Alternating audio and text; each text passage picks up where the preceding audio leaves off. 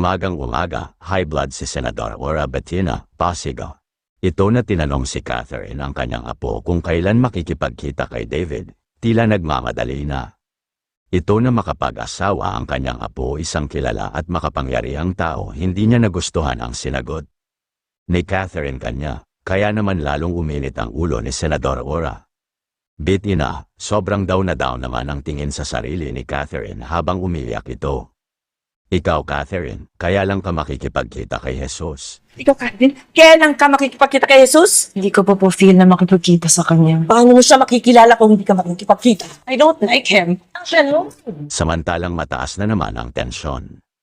Sa bahay ni Marites, pinapaamin kasi ni Marites Selena na hindi totoo na tinulak siya ni Tanggol, kaya naman muling tumanggi si Lena maraming pagkakataon. Ngayon na wala na si Rico sa harapan natin. Sabihin sa akin, hindi ka talaga tinulak ni Tanggulan. Muli na naman silang nagbatuhan ng salitang panginis, kaya natameme na lang si Lena mga katagang. Binigkas ni Marites, muling nakapunto si Marites mga oras na yon. Kayo talagang pinapalabas sa sinungaling anak. Oo, dahil lang sinungaling, kapatid magnanakaw. Ayaw magnanakaw. Magnanakaw ka ng asawa. Ay, kalimutan mo na.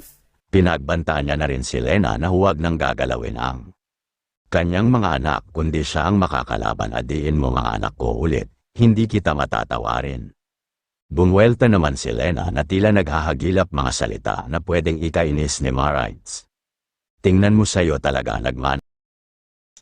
Sa'yo talaga nagmana si Tanggol sa pagiging violent. Pasalamat ka, Miska. Salamat. Sa kabilang banda naman, nakita ni Olga sa akto, sina Tanggol at Bubbles kumakain.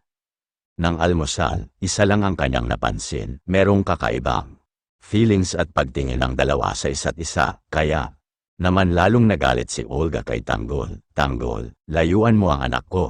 Tanggol, layuan mo ang anak ko. Hindi ang katulad mo ang dapat niyang makatuloy. Na iyon ni Tanggol at Bubbles, nagulat naman ang dalawang dahil muling napadalaw si Olga, kilala nila bilang Beng. Pagkarinig ni Tanggol sa magandang balitang dala ni Olga, agad siyang nagdesisyon na, magandang araw, meron kasi akong magandang balitang dala, nakauwi na raw. Magandang araw. Meron kasi akong magandang balitang dala. Nakauwi na raw dito si Alberto.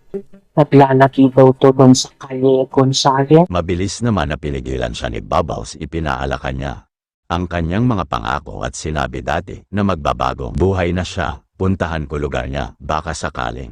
Punta ako lugar na yan. Baka sakaling maabot ako sa Alberto na. Good. Babagong buhay ka. Bakit ikaw pa ihaharap doon? Kaya naman mabilis na sinalo ni Olga si Tanggol upang matuloy na ang kanyang maitim na plano para sa mag-ama. Sa kanya may kasalanan si Alberto eh. Di ba dapat siya ang gumante? Hindi rin ako matatay, hindi. Hanggang di ko nabibigyan ng katarungan na pagkamatay niya. Kaya comment and like down below na yang, kaya abangan na iba pang magaganap sa FTJ's Letter Batang Quiapo sa susunod na episode. Maraming salamat po sa panunod. God bless all.